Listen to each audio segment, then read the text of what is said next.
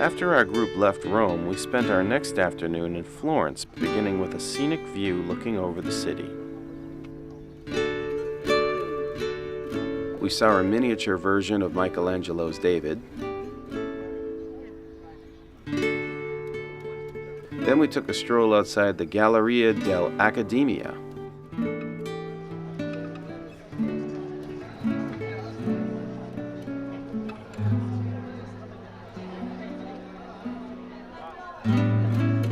As we continued down the streets, we saw the historic Golden Door. Then we saw some exquisite architecture, and spent the rest of the day looking at statues created by Michelangelo. We were told that Michelangelo sculpted these statues of warrior men to represent the city's strength in detail. After our group left Florence, we began our next day walking down the boardwalk of Venice. Then it was time for a scenic tour by boat. We passed by cruise ships, a church, and the Palazzo Ducale, and we had a great view of the Campanelli bell tower of St. Mark's. Then we walked along the streets of St. Mark's Square, and we got a look at this crowded bridge, and looked at a lion statue in the San Marco area.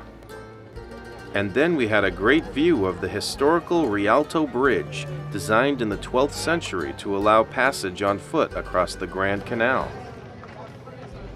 After that, we stopped by the famous Bridge of Sighs and learned that it got its name in the 19th century because it was the last view of Venice that convicts saw before their imprisonment. Lord Byron came up with the name, suggesting that prisoners would sigh at their final view of Venice out the window before being taken down to their cells. We were told that pigeons were considered sacred in Venice, but this guy took it to another level. Then we went to the Vecchia Murano, a famous glass-blowing factory. A display of greatly detailed masks filled the entrance to the factory. We were given a fantastic demonstration of how a glass vase is made. It's made by sand. Silica sand, soda, potash. The sand we get from Fontainebleau in Italy.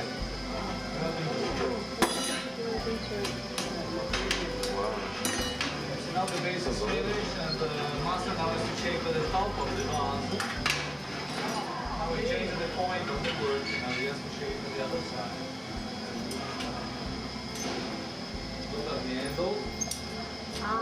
Oh, wow.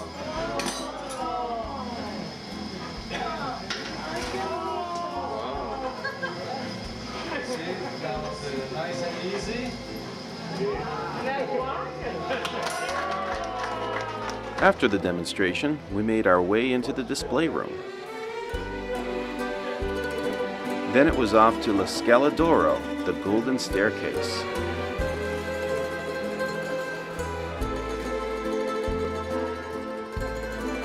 We had a great view of the Doge Palace.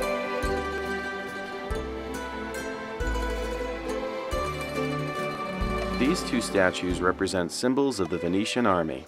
Mars is on the left, and Neptune is on the right. This rooftop is the spot where Casanova, a famous lover and liar, escaped from Doge Palace. We stopped at the Basilica di San Marco, which was designed to house and honor the remains of Saint Mark, the patron saint of Venice. The basilica is known today as one of Venice's most popular attractions. And what tour of Venice would be complete without our own gondola ride? Sono un pescatore lagunare, lontano da Venezia e dal suo mare.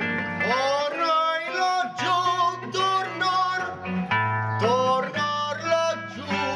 Too much wine, that's amore. As we ring, ting-a-ling-a-ling, ting-a-ling-a-ling, and we'll sing Vita Bella. Hearts will play, tipi-tisami, but you see back in all, Napoli, that's amore.